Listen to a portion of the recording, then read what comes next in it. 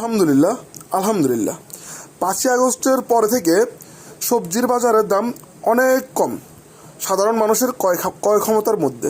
আলহামদুলিল্লাহ সবাই অন্তত এখন নিত্য প্রয়োজনীয় বাজার কিনে খেতে পারতেছে। এই যে দেখতেছেন পটল 20 টাকা 30 টাকা, ভেন্ডি 20 টাকা 30 টাকা, পটল 20 টাকা 30 টাকা।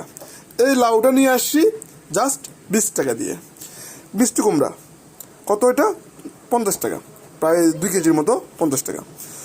আমার কথা হচ্ছে যে এটা 5ই আগস্টের আগে এত দাম ছিল, মানুষ আসলে বাজার করতে গিয়ে কান্না করতো, হিমশিমের মধ্যে পড়ে যেত কী কিনবো না কী কিনবো।